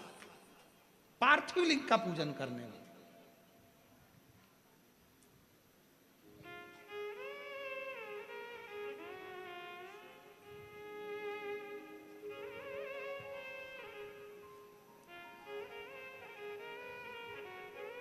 एक माता जी ने एक प्रश्न किया, गुरु जी हमारे यहाँ से नदी बहुत दूर है और हमारे घर में कोई पेड़ पौधा भी नहीं है, तो हम वो भगवान का चढ़ा हुआ जल, भगवान पे चढ़ा हुआ पंचामृत कहाँ समर्पित करने जाए?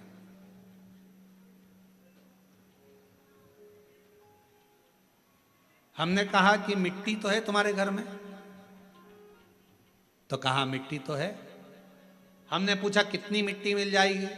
उन्होंने कहा गुरु जी ये तुम जितनी बोलो, 1 तगाड़ी 2 तगाड़ी 10 तगाड़ी, जितनी मिट्टी बोलो उतनी मिल जाएगी। हमने कहा तुम्हारे यहाँ पर बड़ा सारा थाल है? हाँ। थाल भर के मिट्टी ला सकते हो? हाँ। हमने कहा लेकर आना। हम जहाँ ठहरे हुए थे वहाँ वो थाल भरकर मिट्टी लाए। एक बड़ा सा आरती करते ना हमारे शर्मा जी, वो आरती करने के लिए भी थाली नहीं लाए, थाल लाए।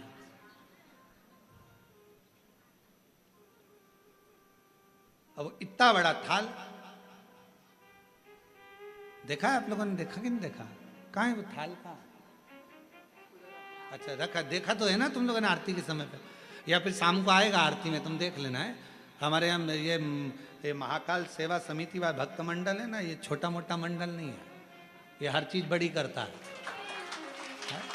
तो यहाँ ये आरती की थाली भी छोटी नहीं लाया, ये आरती की थाली भी बड़ी लाया, और ऐसी मोटी थाली इतनी बड़ी। अब वो आरती करने वालों से हम उनका हाथ देखते हैं तो कई बार हमें सोचने में आता है पकड़ भी पा रहे हैं कि ना पकड़ पा रहे हैं राम जी है।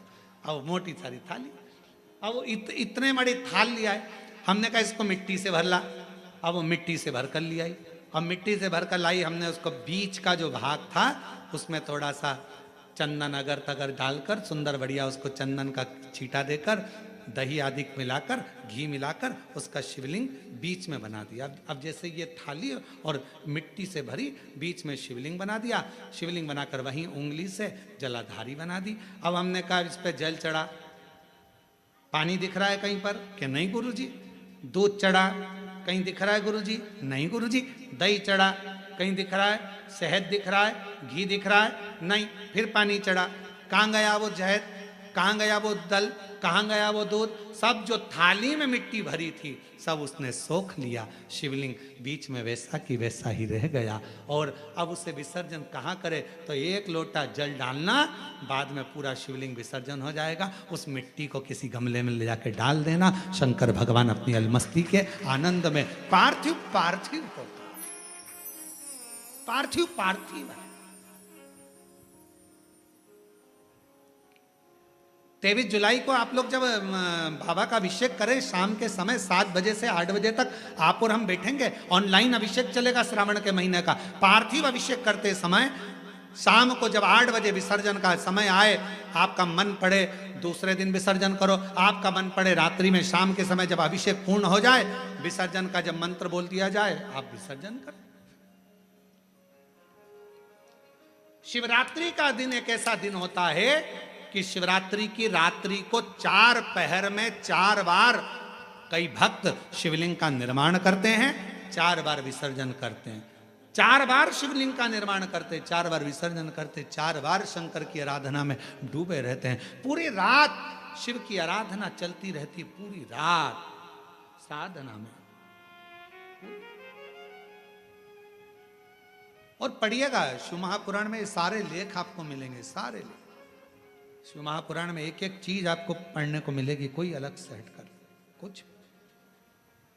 काली मिर्च चढ़ाने का क्या विधान है, गेहूं के दाने चढ़ाने का क्या विधान है, काली तिल चढ़ाने का क्या विधान है, धतूरा चढ़ाने का क्या विधान है, शमी पत्र चढ़ाने का क्या विधान है, बेलपत्र चढ़ाने का क्या विधान है। जो जो चीज 23 जुलाई को चढ़ाई जाएगी उसका सारा विधान आपको आप शिव महापुराण के अंदर मिलेगा। बस पढ़ना उसको, केवल पढ़ो, अध्ययन करो। किसी ने लिख दिए, लिख देगा, लिखने वाला लिखेगा ये क्यों चढ़ाया, इससे क्या होता है, नहीं, अपने पढ़ो, उसको अध्ययन करो। चावल के दाने, गेहूं के दाने, अन्न का भाग, मूंग, ये सब प्रसंग हमारे शास्त्रों में है सब।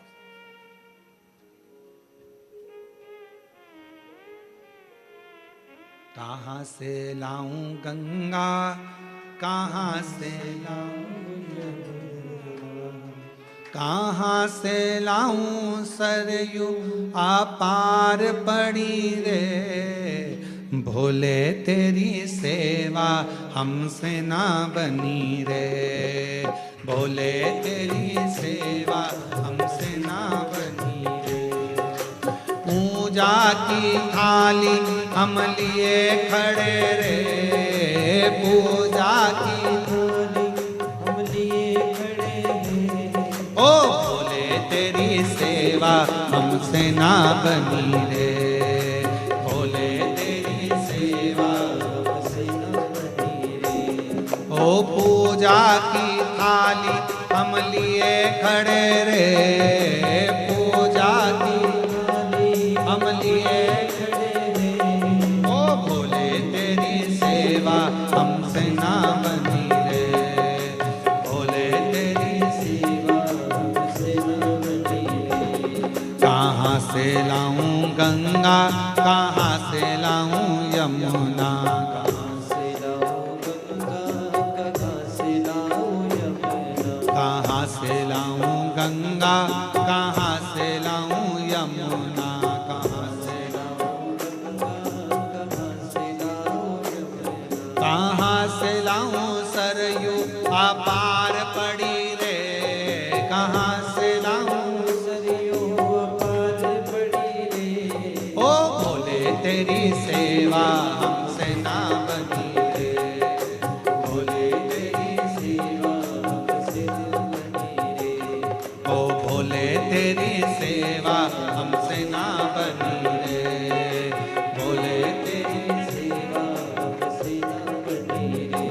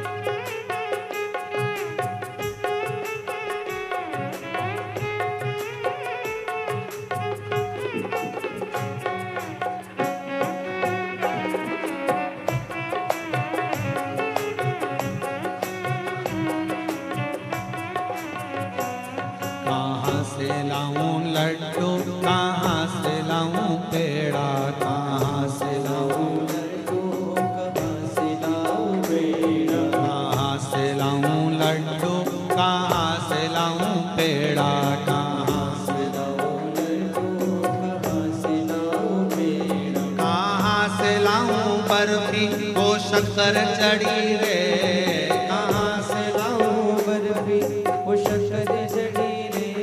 ओ भोले तेरी सेवा हमसे ना बनी रे, भोले तेरी सेवा हमसे ना बनी रे। पूजा की थाली हम लिए खड़े रे, पूजा की थाली हम लिए खड़े रे। ओ भोले तेरी सेवा हमसे ना बनी रे, भोले तेरी सेवा हमसे ना बनी रे।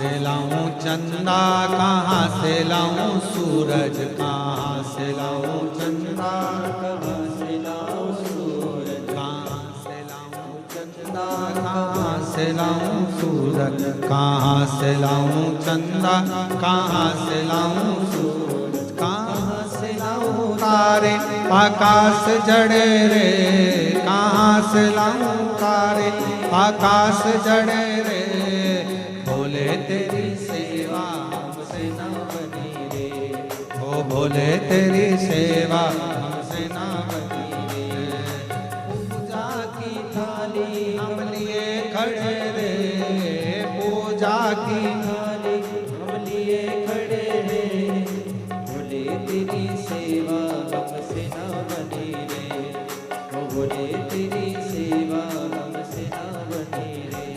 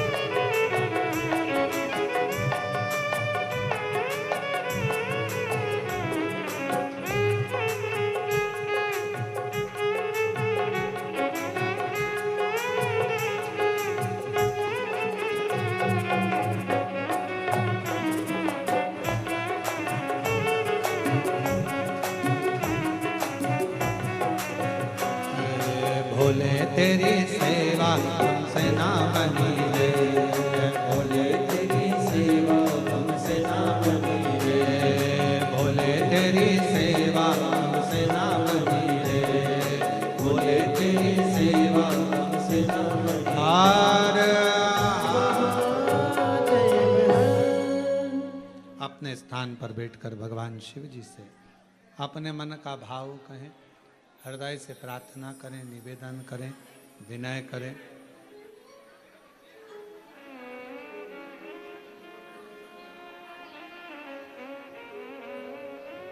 भाव से भगवान शिव को विनय करें, निवेदन करें। जहाँ जगह मिले वहाँ बैठकर बाबा को सावन का महीना और शिव महापुराण की कथा दिल से बाबा को प्रार्थना करिए, विनय करिए।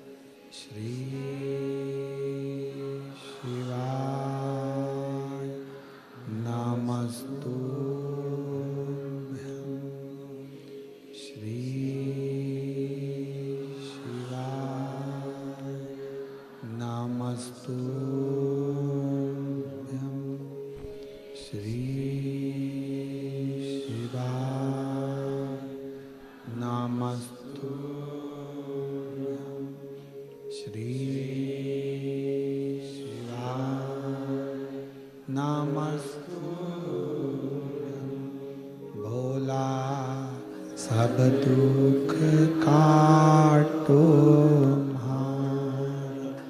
ओ भोला, सब दुख काटो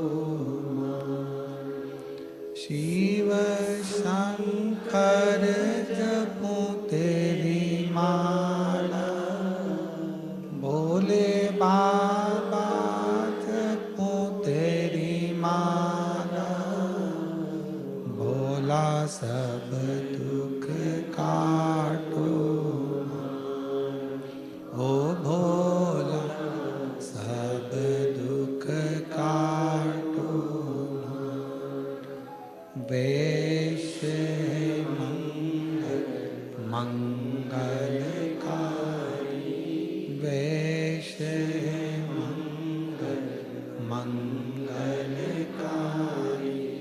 शमशान वासी हमारा, शमशान वासी हमारा, ओ भोला सब दुख काटो, ओ भोला सब दुख काटो।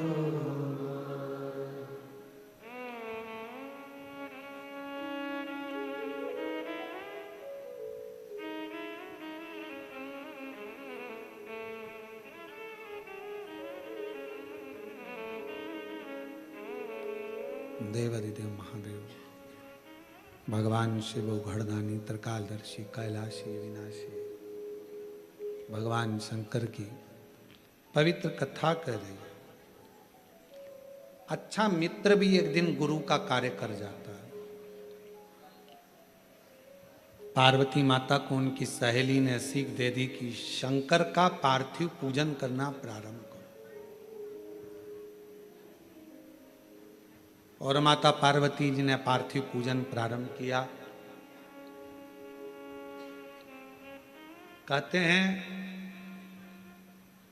माता पार्वती जी केवल बाल्यावस्था में ही पार्थिव पूजन नहीं करी है। जब माता पार्वती जी का विवाह हो गया, घर में रिद्धि सिद्धि बहुएं आ गईं, तब भी मां पार्वती जी पार्थिव लिंग का पूजन करती रही। अब जरा विचार करिएगा, बहुत समझने वाला विषय है। पार्वती जी को शिवजी मिल गए, घर में रिद्धि सिद्धि आ गई, पुत्र गणेश आ गए, षडानंद कार्तिकेय आ गए, अमोद प्रमोद आ गए, शुभ लाभ आ गए। अब जिसके घर में इतना सारा सब सुख आ गया, तो फिर पार्थिव लिंग पूजन करने की जरूरत क्या थी?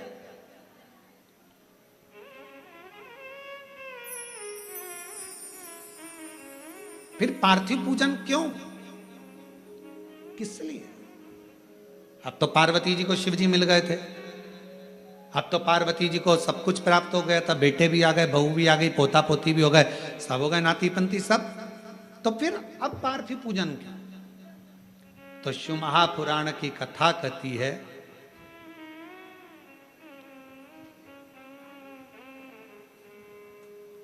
सती खंड के अंदर एक बात आती है, शिव की आराधना केवल सुख पाने के लिए ही नहीं, शिव की आराधना शिव की दृष्टि में शंकर भगवान के चरणों में जिंदगी भर रहने के लिए भी होना चाहिए। शिव के चरणों में रहने के लिए। आपके पास में गाड़ी आ गई, बंगला आ गया, दौलत आ गई, बच्चे हो गए, संपदा आ गई, सारा सुख हो गया, और आप शिव को भूल गए, ये श्रेष्ठता ना। एक पत्र आया है, देखिए पत्र में कितना सुंदर भाव वर्णन किया।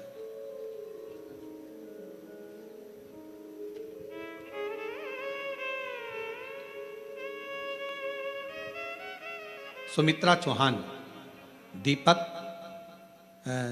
गांव का नाम है दीपका, है दीपका, जिला कोरबा छत्तीसगढ़ से हैं। मैं अपने महादेव की करुणा का वर्णन करना चाहती हूँ। मेरे बेटे का नाम शिवांश है, 2.5 वर्ष का, जिसको अचानक बाथरूम करते समय, पेशाब करते समय खून आना शुरू हो गया। मैंने डॉक्टर को दिखाया तो सोनोग्राफी में बोला गया कि इसके बच्चे के पेशाब थैली के अंदर एक 1.5-1.4 सेंटीमीटर की गठान हो गई, जिसका रिपोर्ट लगाया गया है गांठ का साथ में। डॉक्टर ने बच्चे को रायपुर ले जाने के लिए कह दिया। बच्चे को रायपुर लेकर गए, डॉक्टर ने सीटी स्कैन करा और ऑपरेशन के लिए बोल दिया कि ऑपरेशन शीघ्र करना पड़ेगा। ऑपरेशन करने पर मालूम भी पड़ेगा कि गठान कैसी है, काय की। हम लोग घबरा गए। हमने डॉक्टर साहब से कहा कि आप तो थोड़ी दवाई दे दीजिए, और हम ऑपरेशन कराने के लिए तारीख निकलवा ली है। और तारीख लेकर, थोड़े से समय की तारीख लेकर हम आ गए। हमारे एक रिश्तेदार ने कहा कि वो सियोर वाला महाराज कथा कहता है, बच्चे को टीवी पर सुनाओ, और बन सके तो इसको एक बार सीहोर की धरा पर लेकर जाओ, वहां से रुद्राक्ष लेकर आओ, उसका पानी इसको दो। शंकर के मंदिर जाना प्रारंभ करो। हम बच्चे के लिए शिवालय जाना चालू कर दिए, शंकर को नमन करते और शिवजी पे चढ़ा हुआ जल लेकर आते, बाबा को प्रणाम करते, बेलपत्र लाते, बाबा पर पूरा भरोसा कर लिया। फिर एक बहन मिल गई मंदिर में, उसने कहा दीदी आप एक काम करो, पशुपतिनाथ का व्रत करो। हमने पशुपतिनाथ का व्रत करना प्रारंभ कर दिया। बाबा की ऐसी कृपा हो गई, बेटे का भी मन शिव जी के अंदर लगने लगा, वो भी साथ जाता। बाबा की कृपा से दूसरी बार हम फिर वापिस रायपुर गए और रायपुर में हमने वापिस सोनोग्राफी कराई। उन्हीं डॉक्टर साहब को दिखाया। डॉक्टर साहब बोले ये समझ में नहीं आ रहा, एक हफ्ते के अंदर गठान गल कैसे गई और बाबा की कृपा से पूर्ण तरह से बच्चा स्वस्थ कैसे हो गया। कहीं बैठा हो, अगर बच्चा आया हो या उसके घर के लोग आए हों तो आ सकते हैं। सुमित्रा चौहान, दीपका, ग्राम दीपका, जिला कोरबा, छत्तीसगढ़ से है। एक पत्र और बड़ा सुंदर है, देखिए। मैं सपना शाहजीत, पति श्री टिकेश्वर शाहजीत, ग्राम कटगी, तहसील कसडोल, जिला बालोदा बाजार, छत्तीसगढ़ की निवासी हूँ। मैं बाबा का क्या वर्णन करूं गुरुदेव। हमारे जीवन में एक घोर संकट आ गया था। मेरे पति सरकारी स्कूल में शिक्षक हैं। पैसे के लालच में एक शराबी व्यक्ति ने अपनी बेटी 11 वर्ष की पति पर छेड़छाड़ का इल्जाम लगा दिया और मेरे पति जो टीचर हैं उनको फंसा दिया।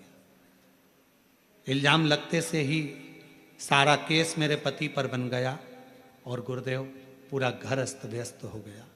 ऐसा कौन व्यक्ति नहीं था जिसके हमने हाथ पैर ना जोड़े हों, जिससे हमने कहा ना हो। पति भी रोता रोता कहता है कि मैंने कोई स्पर्श नहीं, कभी बातचीत नहीं, उस बच्ची से वो बेटी के तुल्य है, फिर ये कैसा हो गया। पर शराबी व्यक्ति ने धन के लालच में उसने सब ऐसा कर्म कर दिया। गुरुदेव सब अपशब्द कहते हैं, ताना देते, आड़ा टेढ़ा कहते। एक दिन बैठी बैठी रो रही थी दरवाजे के बाहर। एक बहन जी निकल कर जा रही थी शंकर के मंदिर। शाम को थाली उसके हाथ में थी। मेरे से कहती है जी आप यहाँ बैठी रोती रहती हो, पशुपति व्रत क्यों नहीं करती हो। मैंने पशुपति व्रत किया। कुनकरी मयाली गांव में पंडाल में कथा सुनने का उस स्त्री ने मुझे बोला था, तो मैं पंडाल में कथा सुनने गई। बाबा से विनती करी। सब कह रहे हैं कि लंबा केस चलेगा, नौकरी नहीं मिलेगी और 3-4 साल केस में निकल जाएगा। पर बाबा तू कहता है ना कि कथा के पंडाल में जो मांगा जाए वो मिलता जरूर है। मैं भी कुंकुरी की कथा में हूं, मयाली आई हूं। बाबा कृपा करना, मेरे पति की वापिस नौकरी लगा देना, सारा केस निपटा देना। बाबा तुम सत्य को मानते हो ना शिव। सियोर वाला महाराज कहता है सत्यम शिवम सुंदरम होता है, तो मैं सत्य पर जीने वाली हूं। बाबा तेरा साथ नहीं छोड़ूंगी जिंदगी भर, तो कृपा करना अगली कथा जहां होगी मैं वहां पहुंचूंगी। गुरुदेव जिस केस में 3 साल लग जाते हैं, मेरे कुबेर भंडारी ने सिर्फ 3 महीने में ही पति को दोष मुक्त करा दिया और उनकी नौकरी वापिस मिल गई और बाबा की कृपा हो गई। मैं बाबा को प्रणाम करने के लिए यहाँ शिव शिव है, शंकर शंकर है। आप अच्छा कर्म करो, शिव आपका साथ दे।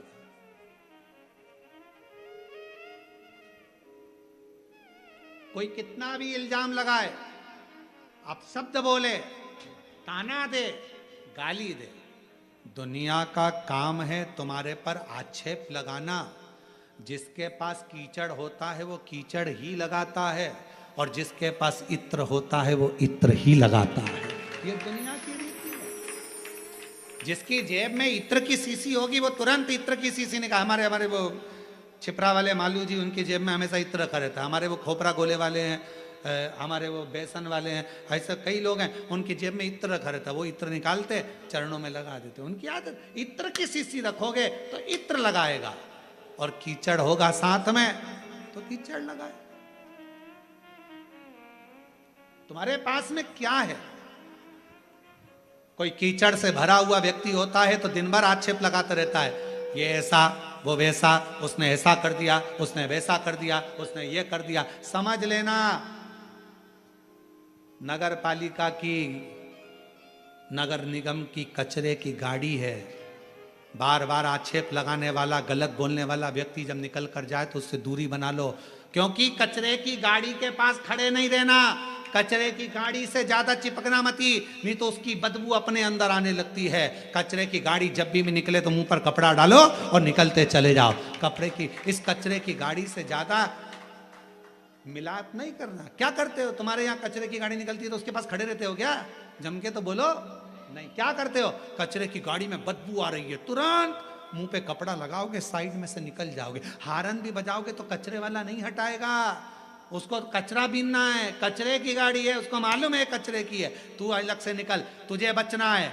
कचरा तेरे अंदर नहीं चिपकना चाहिए, बदबू तेरे अंदर नहीं चिपकना चाहिए, कीचड़ तेरे अंदर नहीं लगना चाहिए। तू बचकर चल। वो तो कचरे की गाड़ी नगर निगम वाले ने बनाई है। उसी तरह संसार में कई लोगों को निंदा करने वालों को भगवान ने कचरे की गाड़ी की तरह पैदा करा है। वो दिन भर बदबू मारते हैं, दिन भर कचरा फैलाते हैं। उनका काम ही कीचड़ उछालना है। उनका पूरा 24 घंटे एक काम रहता है, कोई अच्छा काम कर रहा है उस पर कीचड़ उठा लो। कोई महाराज है, अच्छा काम कर रहा है, सनातन को जोड़ने का काम कर रहा है, उस पर कीचड़ उतार। कोई महिला है, आगे बढ़ रही है, कोई बच्चा पढ़ने में लगा है, कोई एजुकेशन में लगा है, कोई चिकित्सा में लगा है, कोई अच्छा कार्य कर रहा है, कोई भूखे को भोजन करा रहा है, प्यासे को पानी पिला रहा है, उसके ऊपर कीचड़ उछालो। उसके पास 24 घंटे एक ही काम है, क्योंकि उसे भगवान ने कचरे की गाड़ी की तरह पैदा करा है। कचरे की गाड़ी, उससे बचिए। कचरे की गाड़ी आपके पास में आएगी, आपको दूर हटना, आपको अपनी गाड़ी पीछे खसकाना है। मालूम है बदबू मारेगी, थोड़ा साइड से निकलो, साइड से। ये करेगा। महाराज, इस पत्र से सीखने वाला विषय है, उस बहन ने भगवान से कह दिया तू सत्य की रक्षा करता है, तुझे जब मानूंगी तू सत्य को जीता दे। और वही सत्य जीता। जो केस इतने, ईमानदारी से बोलो, ऐसा केस इतनी जल्दी निपट सकता है क्या? 3 महीने के अंदर वो लिख रही है, 3 महीने में मेरे पति को दोबारा जॉब मिल गई और सारा केस सलट गया, ये शिव की कृपा। और उसने एक लाइन लिखी, सबके हाथ पैर जोड़ लिए, ऐसा कोई व्यक्ति नहीं था जिसके पास नहीं गई हाथ पैर जोड़ने। आखिरी में शिव के पास गई, आखिरी में शंकर के द्वारा।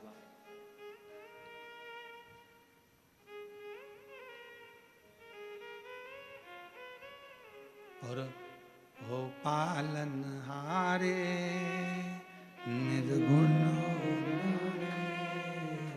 तुमरे बिन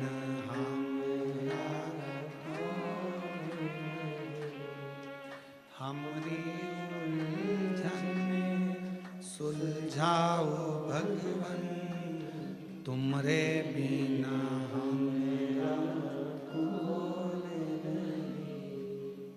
पालन हारे निर्गुण न्याय, तुमरे बिना हमरा। आप उसके अधीन हो। अच्छा मित्र भी गुरु होता है, अच्छा रिश्तेदार भी गुरु होता है। अगर जो सत्संग से जुड़ा हुआ है, जिसके विचार अच्छे हैं, मन शुद्ध है, हृदय शुद्ध है, वो एक गुरु का काम करता है। आपकी कोई बेस्ट फ्रेंड होगी, अच्छी होगी, व्रत साधना पूजन में लगने वाली होगी तो अच्छा ज्ञान देगी। ऐसा नहीं कि आपको घर तोड़ देगी। पार्वती जी की सहेली ने अच्छा ज्ञान दिया। गुरु और भगवान में बहुत बड़ा अंतर होता है। गुरु और भगवान में बहुत बड़ा अंतर होता है। गुरु तुम्हें मंदिर जाना सिखाता है, गुरु तुम्हारे हाथ में माला पकड़ाता है, गुरु तुम्हें पूजन करने का विधान बताता है, गुरु तुम्हें कथा सुनने में मन लगाने का कहता है, गुरु तुम्हें मंदिर तक भेज देता है। और भगवान क्या करता है? गुरु माला पकड़ाएगा, भगवान माल पकड़ाएगा। समझते हैं ना? जरा बहुत समझदारी का ध्यान देना। शिव पुराण है। गुरु क्या पकड़ाएगा? माला। भगवान क्या पकड़ाएगा? माल। गुरु क्या पकड़ाएगा? मंदिर का द्वारा। मंदिर जाओ, 1 लोटा जल चढ़ाओ। और भगवान क्या पकड़ाएगा? गाड़ी का स्टेयरिंग, गाड़ी, बंगला, जाएगा। गुरु कहां पहुंचाएगा? मंदिर के दरवाजे। और भगवान कहां पहुंचाएगा? धन दौलत संपदा में। गुरु क्या कहेगा? भक्ति करना। और भगवान क्या कहेगा? भगवान सोचेगा अगर ये भक्ति में लगा रहेगा तो इसको मुझे देते ही रहना पड़ेगा, इसको भक्ति से हटाना जरूरी है। तो भगवान क्या करता है कि तुम्हें माला से हटाकर माल में फंसा देता है। भगवान क्या करता है? मंदिर जाते जाते जब तुम्हारा काम हो जाता है तो मंदिर जाना बंद करवा देता है, तुम्हें व्यस्त करा देता है। फिर भगवान क्या करता है? तुम कथा में मन लगाते रहते हो तो भगवान धीरे धीरे तुम्हारे मन को कथा सुनते सुनते उच्चिष्ट कर देगा। तुमको लगेगा बहुत सालों से सुन रही हूँ, 2 साल हो गए, 4 साल हो गए, अब मन उच्चिष्ट होने लगेगा। तो धीरे धीरे उच्चिष्टता आने लगती है। अर्थात भगवान तुम्हें कथा से दूर करेगा, मंदिर से दूर करेगा, सत्संग से दूर करेगा। क्यों? क्योंकि भगवान को मालूम है अगर ये मेरा भजन करती रहेगी, भक्ति करती रहेगी, कथा सुनती रहेगी तो मुझे देते रहना पड़ेगा। इसको पहले भक्ति में से हटाऊंगा तो ये देना मुझे बंद करना पड़ेगा। मैं देना कब बंद करूंगा? जब ये भक्ति से मन को हटाए। ये भक्ति से मन को हटाए, मैं देना बंद करूं। और भक्ति से अगर इसका मन हट गया, भजन से मन हट गया, संकीर्तन से मन हट गया तो फिर ये मेरे पास से गया, मेरे पास। और भोले मैं तेरी इस लाइन को स्मरण करना। पतंग आकाश में है, कब तक है? जब तक डोर आपके हाथ में है। डोर टूटी, पतंग उड़ी, कहीं पेड़ पे फंसी, कहीं छत पर पड़ी, कहीं झाड़े में पड़ी, कहीं नली में, कहीं रोड पे, कहीं गटर में पड़ी। भगवान के हाथ में जब तक हमारी डोर है तब तक हम भगवान के चरणों से बंधे हुए हैं। तो भगवान हम पर ढील भी देगा, ऊपर भी करेगा, नीचे भी लाएगा, संभाल लेगा, उलझने नहीं देगा, कटने नहीं देगा। और छूटे, कट भी गए, टूट भी गए, बेकार हो गए, ना जाने भोले मैं